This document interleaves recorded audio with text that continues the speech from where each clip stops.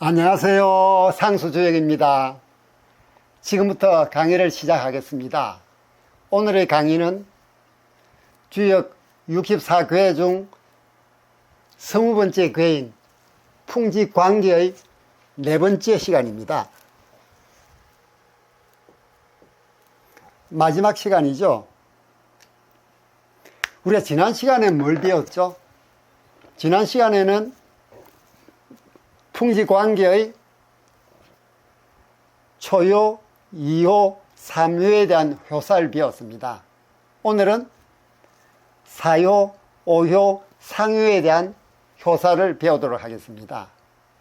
효사에 들어가기 전 궤상을 한 번 더 보고 갈까요? 자, 먼저 하궤는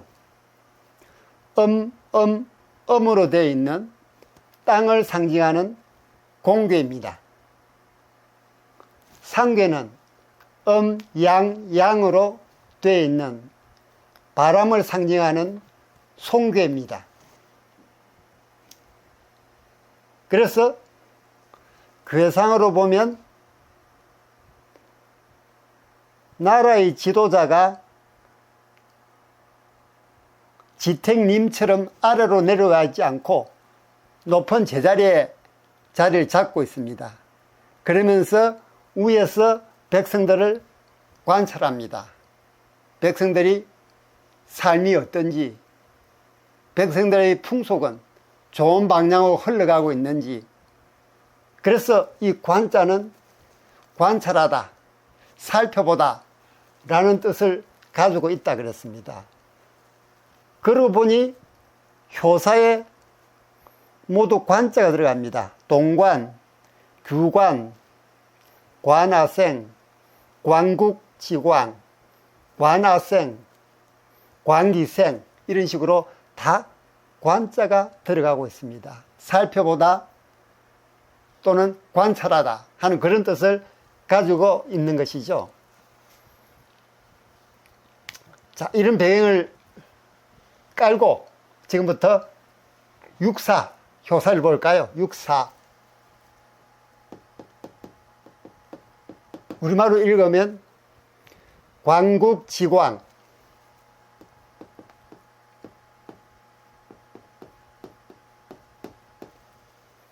이용빈 우왕,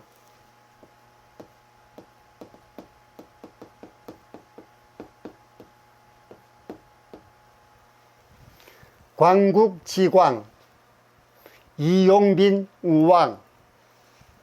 이를 우리말로 해석하면 어떻게 될까요? 나라의 빛남을 관찰하니 또는 나라의 빛남을 살피니 왕에게 손님이 되는 것이 이롭다. 다시 한번 말씀드리면 나라의 빛남을 살피니, 이거 빈우왕할 때 우자는 누구누구의 애기라는 뜻입니다. 조사죠. 왕에게 손님으로서 되는 것이 이롭다. 즉 왕의 손님이 되는 것이 이롭다 라고 해석이 되겠습니다. 자, 그럼 여기서 초효부터 3효까지 계속 관찰하는 걸로 나왔습니다. 초효에서는 어린아이의 시각으로 관찰하고, 두 번째 효에서는 규방에 있는 부인의 시각으로 살짝 관찰하고 살짝 살펴보고, 세 번째에서는 중앙정부로 이어지는 사다리 역할을 하는 3효에서는 나로부터 발생하는 것을 관찰한다고 우리가 배웠습니다. 그런데 4효에 들어가니까, 즉 중앙정부로 들어갔더니 나라의 빛을 살펴본다고 했습니다. 이제는 점점점 보는 범위가, 살펴보는 범위가 확대되죠. 그래서 나라 전체의 빛을 살펴보는 그런 단계까지 이르렀습니다. 즉 여기서 왕의 손님이 된다는 것은 왕의 신하가 된다는 얘기입니다. 즉 지방관까지 있던 육삼에서 육사는 중앙정부의 대신 또는 제후의 자리라고 말씀드렸죠. 그래서 제후 자리도 중앙정부의 대신의 자리입니다. 그래서 왕의 신하가 되는 것을 얘기합니다. 그리고 여기서 나라의 빛남을 관찰한다. 나라의 빛남을 관찰하는 것은 결국 군주인 구오의 빛남을 관찰하는 겁니다. 즉 육사는 아래로 볼 때 정하는 효가 없습니다. 육사와 상응하는 초육은 음으로서 음효와 음효가 맞닥뜨리니까 정하지 못하죠. 그래서 육사는 철저히 위에 있는 구호 양효를 따릅니다. 바로 상괴가 양으로 되어 있는 바람을 상징하는 송괴입니다. 이 송괴에는 순종한다는 물상이 있죠. 순종한다. 순종한다는 물상이 있습니다. 즉 사효가 군주인 구오를 순종하는 겁니다. 순종하면서 결국 왕의 신하가 되는 것이죠. 자, 구오는 밝은 군자의 덕을 지녀서 신하를, 즉 육사를 손님처럼 대우를 해줍니다. 육사는 왕의 신하가 된다는 얘기는 왕의 손님이 된다는 얘기입니다. 왜? 왕이 그 신하를 손님처럼 공경해 주기 때문입니다. 그러니 왕과 신하 사이에 그 관계가 주인과 손님의 관계처럼 그런 관계가 되니 나라가 더욱 밝을 수밖에 없죠. 여기서 육사가 효변하면 상괴는 어떻게 됩니까? 육사가 효변하면 상괴는 양이 됩니다. 하늘을 상징하는 건괴죠.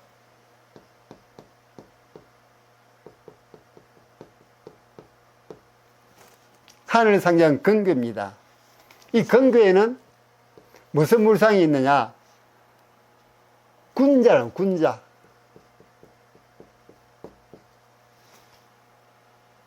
사유가 효변한 상괴건에는 군자의 물상이 있으니 결국 사효도 왕의 신하가 됨과 동시에 나라의 빛을 살펴보는 그런 군자가 되어버린 겁니다. 즉 중앙정부의 대신의 자리인 육사가 나라의 빛을 살펴보며 또 왕의 신하가 되니 군자의 무리에 속해버립니다. 즉 왕의 공경을 받는 손님이 된다. 또 왕과 신하의 관계가 된다 하는 부분을 육사는 계속 얘기를 해주고 있습니다. 여기서 나라의 밝음을 관찰한다는데 나라가 밝아지는 것은 신하인 육사가 왕에게서 손님처럼 공경을 받을 수 있기 때문에 가능한 것입니다. 이를 물상으로 보면 육사가 효변하면 상계는 뭐가 된다 그랬죠? 음이 양으로 변하니까 양이 됩니다. 결국 하늘을 상징하는 건괴죠. 그죠? 건괴는 또 군자란 물상이 있는가 하면 손님하면 손님. 건괴의 물상에는 손님이란 물상도 있습니다. 그래서 육사, 효사의 빈이라는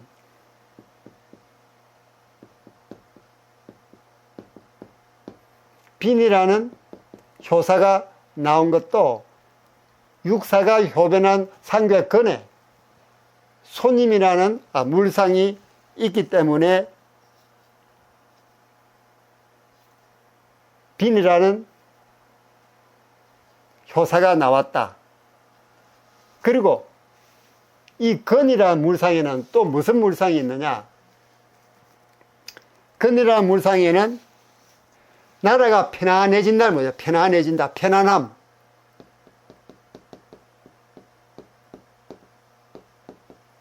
편안함이라는 물상도 있습니다. 그래서 육사가 군자가 됨과 동시에 나라의 밝음을 관찰하여 왕에게는 손님처럼 공경을 받으니 이 나라는 편안해질 수밖에 없죠. 그래서 육사효사는 나라의 밝음을 보는 중앙정부의 대신을 얘기하고 또 대신이 보는 그 나라의 밝음을 얘기하고 있는 것입니다. 그래서 3호까지는 지방의 입장에서 봤는데 4호가 됨으로써 중앙정부, 즉 나라 전체의 살피는 그런 자리로 바뀌었습니다. 이번에는 9호를 보겠습니다. 9호. 우리말로 읽어볼까요? 9호는 관아생,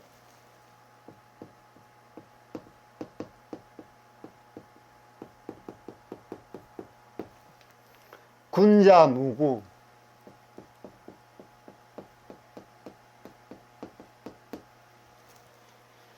관아생, 군자무구입니다. 우리말로 해석을 하면 나로부터 생겨난 것을 살펴보니 군자라면 허물이 없다. 다시 한번 나로부터 생겨난 것을 관찰하니 군자라면 허물이 없다. 이 관아생이라는 효사는 6.3에서도 나왔죠. 나로부터 생겨난 것을 관찰하여 나아가거나 멈춤을 한다 라고 한 것처럼 군주의자인 9호에서는 나로부터 생겨난 것을 관찰하니 군자라면 허물이 없다. 자, 9호는 살펴본다는 관자의 최고의 단계의 자리입니다. 물론 상구가 있습니다만 상구는 왕의 지나친, 즉 조상이나 또는 이전의 왕인 상왕의 자리입니다. 그래서 실질적으로 가장 높은 자리는 9호가 되죠. 9호는 살핌의 최고 단계입니다. 9호가 효변하면, 양이 음으로 변하면 어떻게 되죠? 양이 되죠. 이건 무엇을 의미합니까? 산을 상징하는 간교가 됩니다. 그렇죠? 자, 그럼 관계가 되면은 멈춤의 물상이 있다고 말씀드려요. 멈춤. 관은 멈춤의 물상이 있다고 했습니다. 간교는 즉 우리가 얘기했던 지조, 거친다. 지관, 거쳐서 살펴본다. 멈춰서 살펴본다는 이 멈춤의 물상이 간에 들어 있습니다. 그래서 상교는 간이 되어 멈춤의 물상이 있으니 멈추어서 살펴보는 것입니다. 멈추어서 뭘 살펴보느냐? 나라 전체를 살펴보는 거죠. 왜? 이 자리는 군주의 자리이기 때문입니다. 그래서 군주가 스스로 생겨난, 자신으로부터 생겨난 것을 살피고자 하면 백성의 풍속을 살피면 됩니다. 즉 군주가 구호라는 높은 자리에 있으면서 자기가 내린 정령, 즉 명령이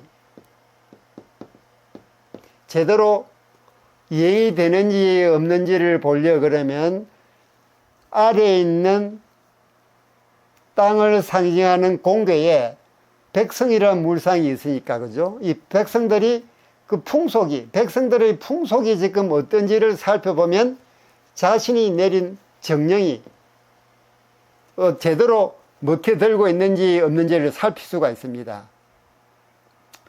자신이 내린 정령이 백성들의 삶 속에 뿌리 내린 결과, 그것을 보면 정치적 교화가 얼마나 잘 이루어졌는지 알 수가 있다는 그런 얘기죠. 여기서 군자 무구, 군자라면 허물이 없다.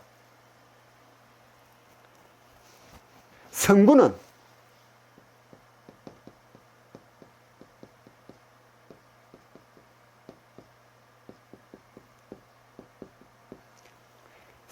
항상 자신의 잘못이 있는지 여부를 살핍니다. 관찰합니다. 예를 들면 노노에서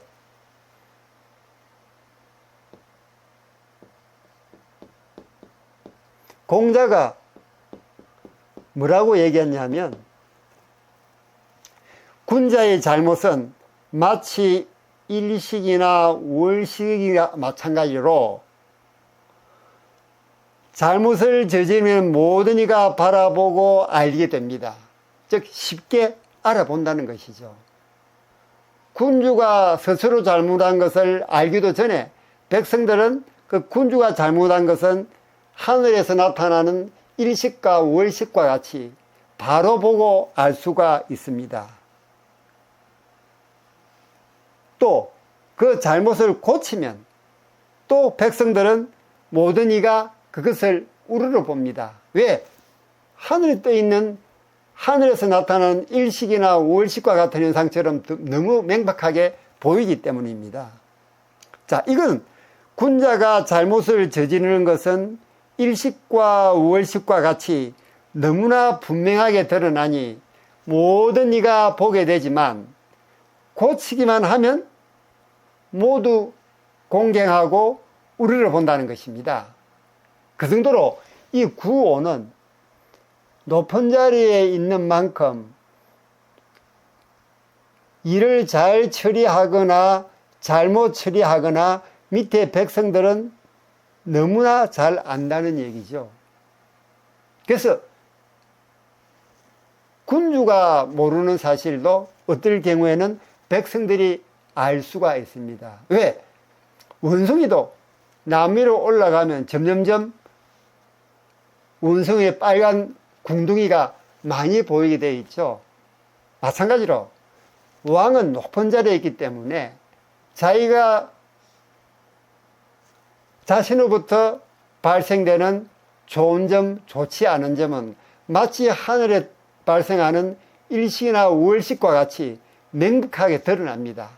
또 그 잘못을 바로 인지하고 시정한다면 백성들은 그 내용도 알아보고 공경하고 우리를 본다는 것입니다. 5000년 전 그 당시에도 군주는 자신으로부터 일어난 잘못을 자신은 모를지언정 백성들은 너무나 잘 알고 있다는 사실을 이 효사에서도 얘기를 하고 있습니다. 그 정도로 군주가 하는 일은 백성들이 모르는 것 같아도 너무도 잘 알 수 있다는 것입니다. 그래서 여론조사나 여론조사의 평점이 군주에게는 민심이 천심으로 다가오는 것처럼 바로바로 그 부분을 깨달아야 됩니다. 그래서 항상 자신으로부터 발생된 것을 관찰해서 자신의 허물이 어떤지, 또 자기가 내리는 정령, 즉 명령이 제대로 수행되고 있는지를 수시로 관찰을 해야 된다는 그 엄중한 현실을 구호가 얘기를 해주고 있습니다. 다음은 상구입니다.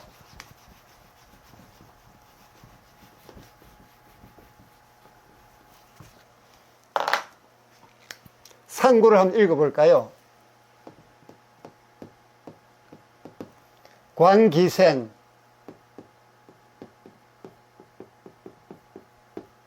군자무구,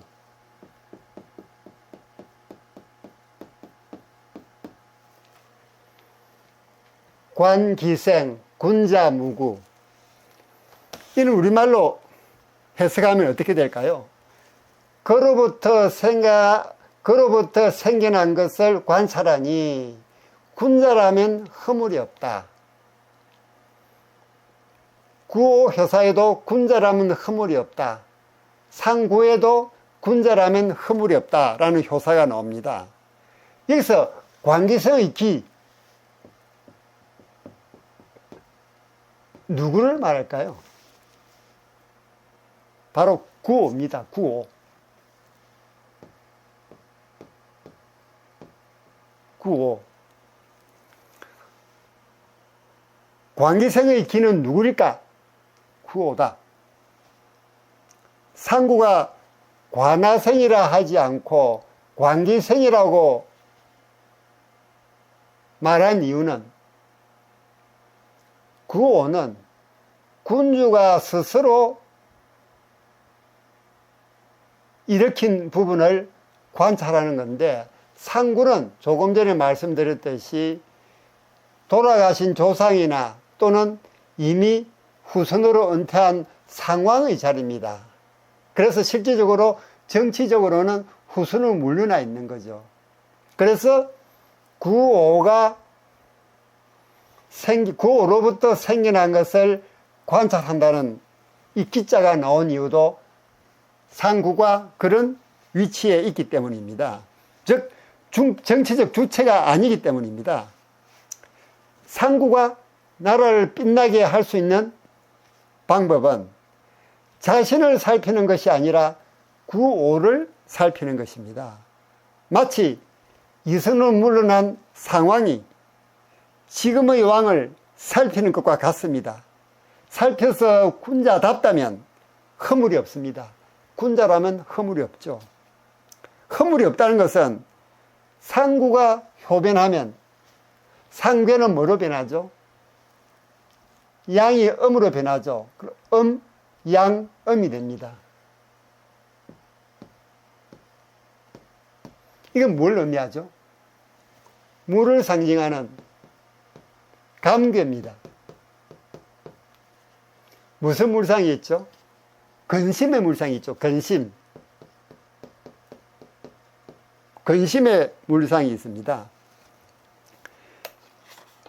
즉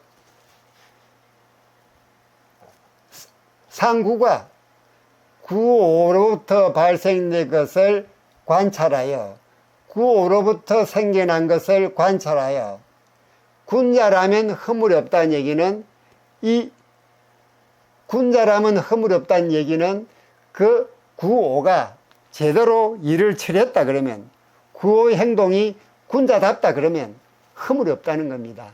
그래서 상구가 효변한 상괴, 감에 근심의 물상이 있는 것도 근심이 없다는 그런 부분을 언급하기 위해서 상구가 효변하면 상괴는 감이 되고, 감에는 근심의 물상이 나오는 것도 바로 군자무구라는 이 효사하고 관련이 있다는 것입니다.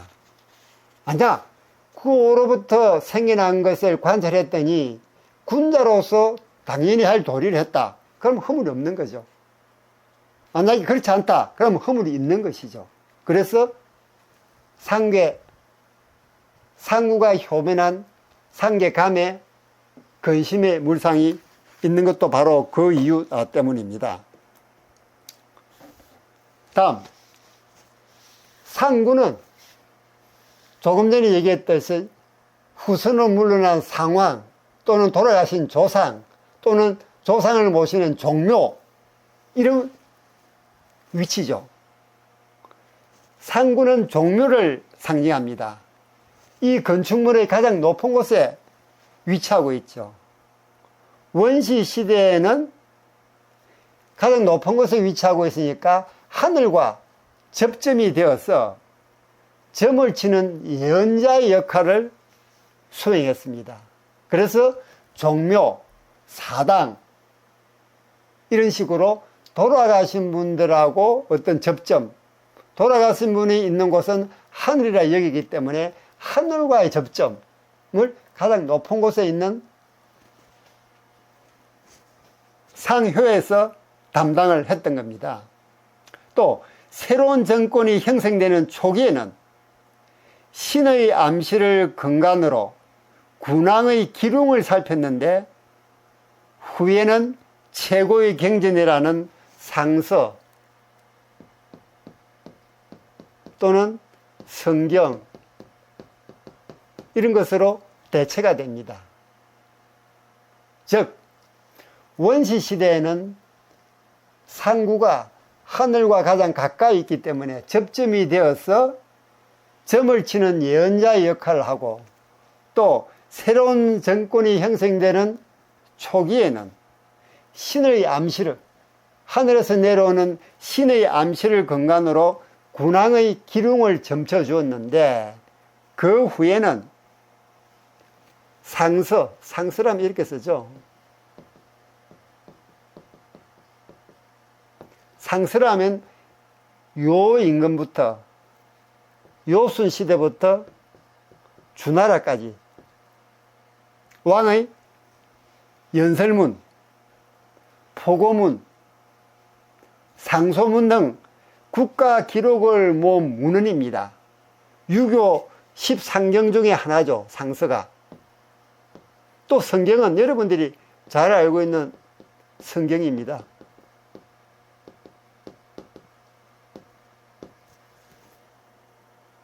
이건 이제 물론 중국에 나오는 성경이 아니고 중세시대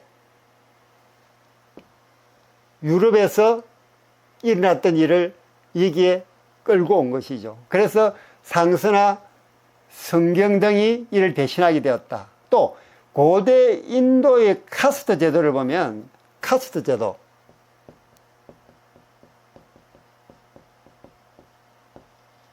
브라만 계급이 있고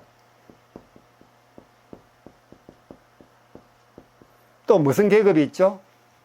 크사트리아,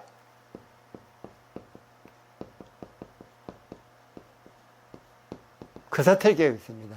이 카스트 제도에서는 제사를 집행하는 성려 계급인 브라만의 지위가 왕과 무사 계급인 크사트리아 지위보다 더 높았습니다. 이 브라만 계급이 바로 주역에 대비하면은 상구에 해당하는 위치입니다. 즉 상구의 위치에 해당하는 게 이 주역에서 보는 상효의 위치인 것입니다. 또 유럽 중세기에는 1000년 동안 황제가 권위를 얻기 위해서는 어떻게 됐죠? 교황을 통해서만이 그 지위를 부여받을 수 있었습니다. 그럼 그 당시에 교황도 유럽 중세시대의 교황도 바로 이 상구에 해당되는 것입니다. 그런데 주역에서는 왕권지상이라는 말이 나오지 않습니다. 왕권지상, 즉 왕의 권한이 지상이다, 가장 위에 있다 라는 뜻이죠. 왕권지상. 그러니까 주역에서는 왕권지상의 말이 나오지 않습니다. 한자로 적어볼까요?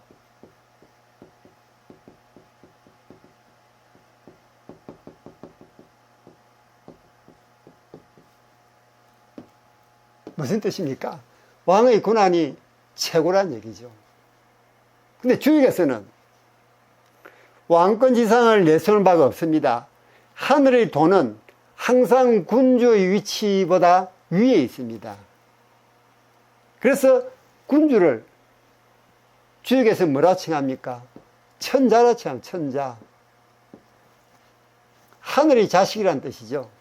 그래서 하늘이 주고 군주라는 것은 하늘의 뜻을 받아서 정치를 펼쳐나가는 대리인의 개념인 것입니다. 그래서 주역에서는 왕권지상이 없다. 하늘의 명을 받아서 군주는 대리로 하늘의 명령대로 정치를 실행해 나갈 뿐인 것입니다. 이게 주역이 가지는 가장 큰 특징 중에 하나가 되겠습니다. 오늘은 풍지관계의 사효, 오효, 상효를 설명드렸습니다. 이 풍직광괴가 황새가 나무 위에 올라가서 멀리 넓게 보는 것처럼 광괴도 넓은 해안을 가지고 관찰하는, 살펴보는 그런 메시지를 우리에게 던져주고 있습니다.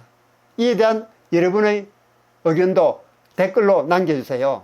하나하나 읽어보고 명심하고 반영해서 더 좋은 영상을 만드는데 최선을 다하겠습니다. 여러분들의 좋아요, 구독, 댓글은 제게 큰 힘이 됩니다. 저는 다음 시간에 더 좋은 영상으로 여러분을 찾아뵙도록 하겠습니다. 여러분 안녕!